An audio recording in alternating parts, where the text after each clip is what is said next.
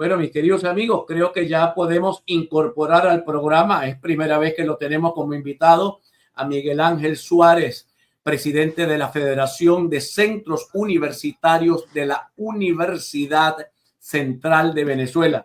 Miguel Ángel, saludos, buenas tardes, bienvenido al programa. Hola, buenas tardes. Muchísimas gracias por el espacio, por la oportunidad. Los saludo desde aquí, desde el campus de Maracay, de la Universidad Central de Venezuela, sede de nuestra Facultad de Agronomía y de Veterinaria de la universidad. Bueno, cosa que te agradecemos y realmente ser dirigente estudiantil, hoy día ser dirigente político o estudiantil es un problema. Ser dirigente universitario de unas universidades que con mucho esfuerzo han venido levantándose, a pesar de, diría yo, nuestras universidades autónomas se han venido levantando con graves dificultades que acechan, entre ellas la amenaza de la autonomía universitaria, que quizás va a ser parte del tema central de esta entrevista, el tema de la eliminación de la posibilidad y el derecho de las universidades de realizar sus propias pruebas de admisión. Yo quiero que tú nos expliques un poco, después discutimos la decisión del Consejo Nacional de Universidades. ¿Cuál es el sentido de una prueba que se hace en la universidad? Que ya yo no sé si es de admisión o es una prueba de conocimiento para saber cómo nivelar a los estudiantes una vez que entren en la universidad, dado que ya el cupo no es un problema en las universidades venezolanas porque se nos fueron 9 millones de personas, entre ellos una cantidad muy importante de jóvenes con aspiraciones universitarias. Miguel Ángel. Mira, sí, esta medida del CNU violenta de manera directa la autonomía universitaria. Básicamente cancelan o eliminan de las universidades públicas que puedan tener sus propios mecanismos de admisión.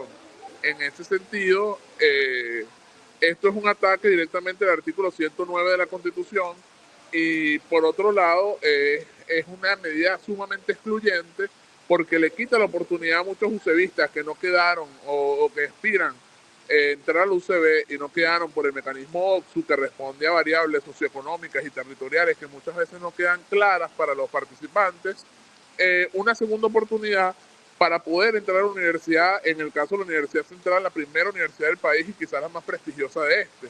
En ese sentido, cabe recalcar que uno de los argumentos que presentaron desde el CNU es que era una cuestión excluyente o que iba en contra de los lineamientos que se manejan desde el Sistema Nacional de Ingresos. Para tú poder presentar, al menos en la Universidad Central de Venezuela, la prueba CIMADI, tú tienes que haber estado inscrito en la OXU, no haber quedado, no haber tenido un cupo, y como no tuviste un cupo, mediante esos mecanismos, te dan una oportunidad de presentar esa prueba e ingresar a la universidad.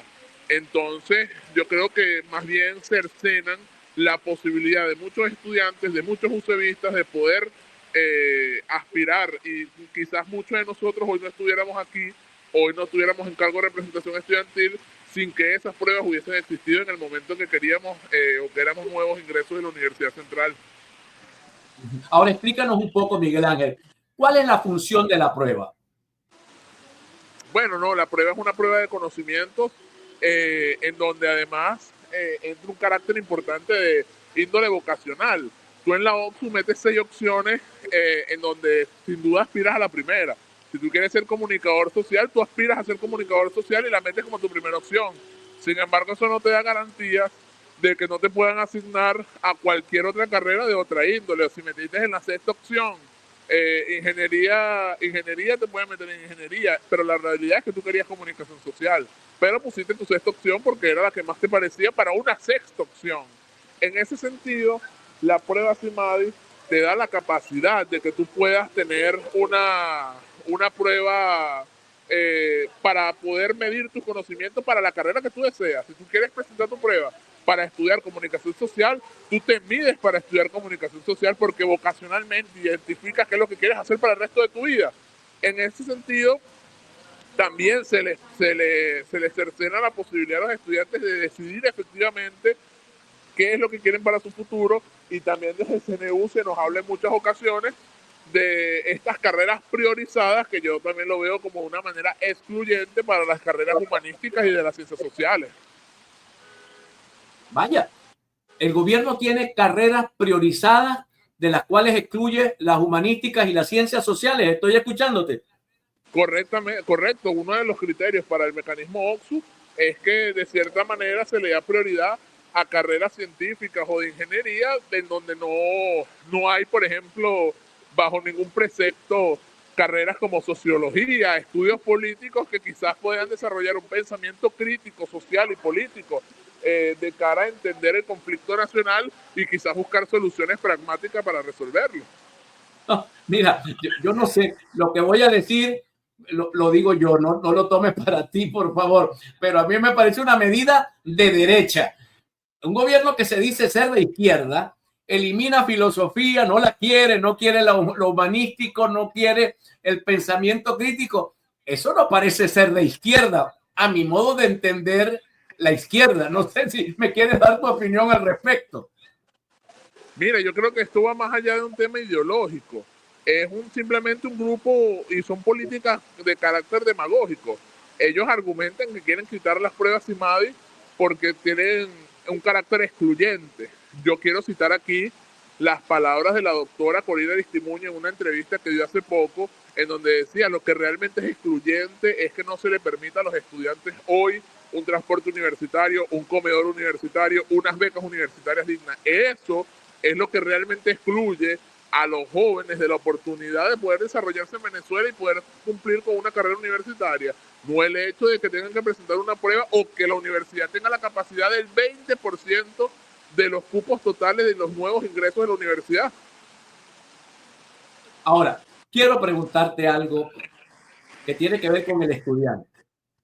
El estudiante, en mi época, el estudiante de los sectores populares tenía a la universidad autónoma. En este caso, mi universidad es la Universidad del Zulia, de mi primera carrera, y la generación que me antecede era una generación que estudiaba en unas sillas de extensión debajo de bombillos en las plazas. Era gente pobre, que no tenía incluso condiciones en la casa para estudiar, pero se graduaban y se superaban.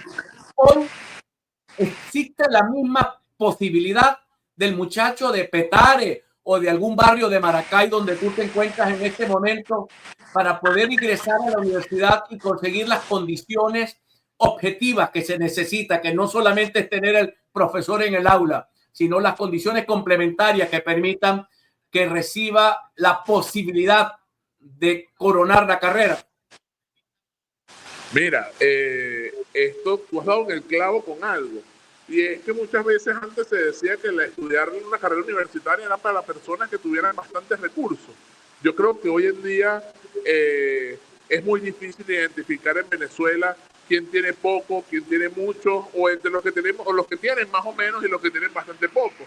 Porque dentro, por ejemplo, de los parámetros que marca la OCSU, te preguntan hasta si tu casa tiene paredes de concreto, o son paredes de barro, si tienes un techo de zinc o tienes un techo con una platabanda. Yo quisiera saber si aquí no hay posibilidades reales de que haya un estudiante que viva en un apartamento en el centro de la ciudad, pero que aún así tenga un salario mínimo con el que solamente le alcanza para comer, que está tomando la decisión de inscribirse en la universidad porque quiere echarle bola y quiere salir para adelante. Entonces, discriminar a estas personas simplemente porque hoy viven en un apartamento es negar la crisis económica y presupuestaria en la que están inmersos los venezolanos, consecuencia de una falencia en las políticas públicas que se han aplicado en torno al sector de la economía. Eso es una realidad. Entonces, hoy quieren venderte un discurso demagógico que es para darle mejores oportunidades a los chamos que vienen de liceos públicos. Entonces, si esa es la razón, ¿por qué no atacas el problema real? Y el problema real está en la educación media, porque el que viene de la educación media, así pueda tener un 20, tú no sabes si ese 20 viene dado porque le promediaron las distintas notas de las carreras técnicas, como de las materias técnicas, como lo pueden ser matemáticas, físico-química, porque no hay profesores, porque los profesores, eso sí, están excluidos dentro de todo este sistema que se da hoy en Venezuela porque ganan un sueldo que simplemente les pone unas condiciones de vida miserables.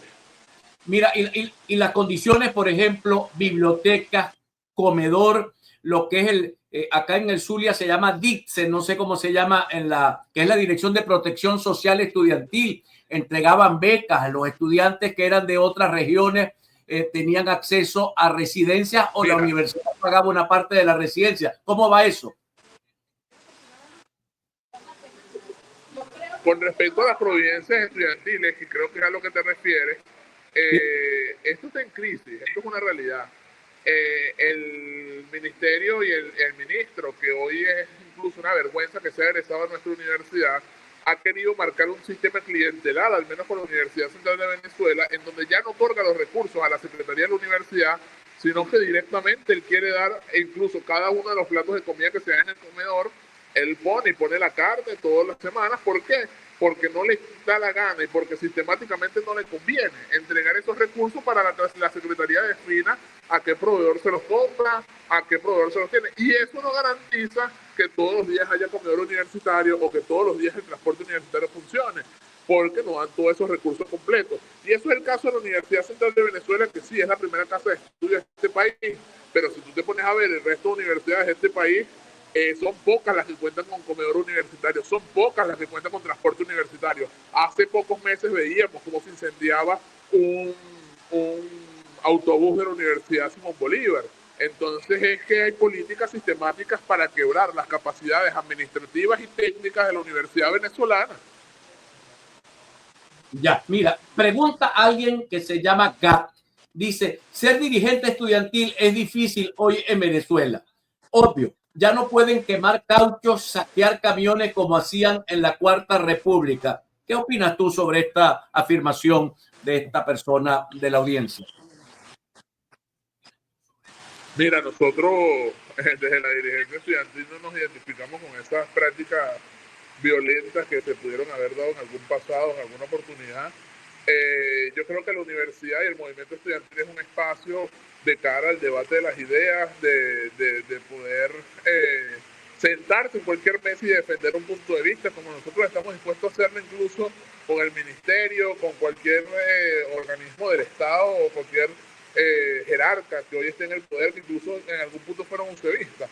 Nosotros no necesitamos quemar cauchos, autobuses o demás para decir que tenemos la verdad, porque la tenemos, y la verdad es una sola, y es que las universidades hoy por hoy están descuidadas por los que prometieron y por los que se llenan la boca en su discurso diciendo que las universidades están en buen estado, cuando la verdad es que la comunidad universitaria hoy, si no fuera por la voluntad, por su pulmón, se estuviera muriendo de mengua. Ahora fíjate tú, las reparaciones que hace la universidad, en líneas generales, creo que las hace en Maracaibo la Misión Venezuela Bella.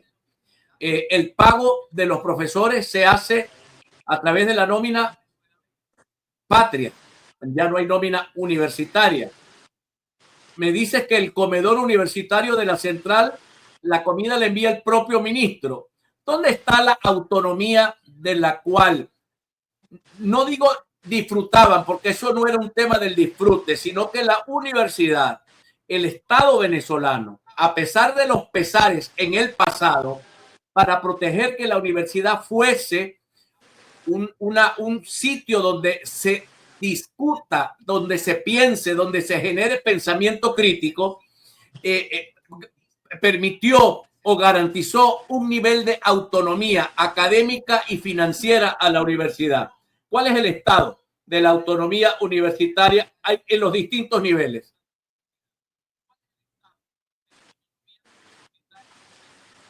Mira, la autonomía universitaria hoy resiste ante los distintos embates que le quieren dar en su contra. Nosotros estamos dispuestos a defenderla ante las últimas consecuencias. Sin embargo, como bien tú lo dices y lo mencionas, hay reparaciones que efectivamente sí cubrió la Misión Venezuela Bella, la Comisión Presidencial. Sin embargo, esa no es la universidad del todo. Nosotros estamos orgullosos de nuestra ciudad universitaria, y las demás universidades también están de sus distintas infraestructuras, pero la universidad esencialmente son sus estudiantes, son las personas que la viven, sus profesores, y a esos, a los que de verdad le deben respuesta, a los que sí sienten, los que no son una pared de concreto que con una pintura puede ponerle otro tipo de características positivas. A nosotros sí nos tienen con una beca de $5 y a nuestros profesores con unos sueldos de hambre. Esa es la verdadera universidad, es el salario de nuestros profesores, de nuestro personal obrero administrativo. Son esas reivindicaciones que nosotros seguimos luchando y que son pilares fundamentales de la autonomía universitaria. ¿De qué nos sirve a nosotros? De que las universidades le pinten sus paredes cuando nos tenemos profesores presos. ¿De qué sirve a nosotros de que la universidad le arregle la biblioteca cuando tenemos a nuestros profesores muriéndose de hambre porque no tienen sueldo suficiente? ¿De qué sirve los arreglos infraestructurales que además son, como tú lo mencionas, injerencias directas contra la autonomía universitaria, la autonomía financiera de nuestra universidad, porque el Estado, el gobierno central, no le da los recursos suficientes a la universidad? Yo estoy seguro, yo podría apostar que si de hacerlo, la universidad se encargaría de cómo multiplicarlos, de cómo administrarlos, pero no les conviene que hoy por hoy haya jóvenes profesores investigando y generando pensamiento crítico con respecto a la crisis que vivimos en este país. Voy a hacerte una pregunta final que tiene que ver con lo que yo veo de muy positivo en las universidades. Las universidades han logrado, a pesar de los pesares, volver a abrir espacio para sus estudiantes. Los profesores, a pesar de ese salario magro, siguen dictando clases. La Universidad del Zulia volvió a llegar cerca de los 30.000 estudiantes, cuando en algún momento de la peor crisis tuvo entre 8 y 12.000. ¿Cuántos estudiantes tiene la Universidad Central?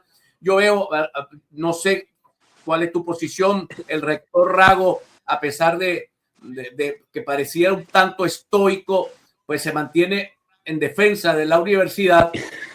Coméntame un poco cómo ha sido todo este esfuerzo, que ha tenido resultados positivos, pero ha sido como cargar una piedra en la espalda. Coméntanos. Mira, la universidad tiene alrededor de 28.000 estudiantes. Esto también es otra de las críticas que se le hace al tema del Sistema Nacional de Ingresos. Es que no toma en cuenta las capacidades técnicas de la universidad para seguir recibiendo estudiantes. Aquí hay una realidad, por ejemplo, a la Escuela de Estudios Políticos se le asignaron 300 nuevos ingresos a una escuela que se quemó su sede y no tiene salones donde ver clases. A la Escuela de Idiomas Modernos se le asignó una cantidad de estudiantes donde esa escuela no tiene sede. Esos son los problemas reales de la universidad, los que tienen que abocarse nuestras autoridades universitarias, pero también el Poder Central, que tiene un compromiso con la educación de calidad y gratuita que tanto vociferan en sus discursos. Con respecto a la gestión rectoral, yo creo que se han hecho esfuerzos importantes de las 4 autoridades universitarias en pro de la lucha de la autonomía universitaria, en pro de la lucha de que los universitarios tengamos mejores condiciones y que la universidad sea un espacio de encuentro para todos esos chamos, todos esos profesionales que se quieren seguir formando en este país. Bueno, mira, para nosotros es un verdadero placer. Cada vez que haya un conflicto universitario, yo voy a pedirle a la productora que te llame. Te agradezco que sepas que tienes una ventana acá que transmite desde el Zulia, pero que transmite para todo Venezuela y la diáspora venezolana, donde tú cuentas con un espacio y todos los dirigentes estudiantiles de Venezuela. Muchas gracias, Miguel Ángel. No, muchísimas gracias a ustedes por el espacio. Muy bien, Dios te bendiga. Bueno, mis queridos amigos, escucharon ustedes al presidente de la Federación de Centros Universitarios de la Universidad Central, contándonos lo malo, lo bueno, lo malo, lo feo y lo bueno que también tiene la universidad. Acá la universidad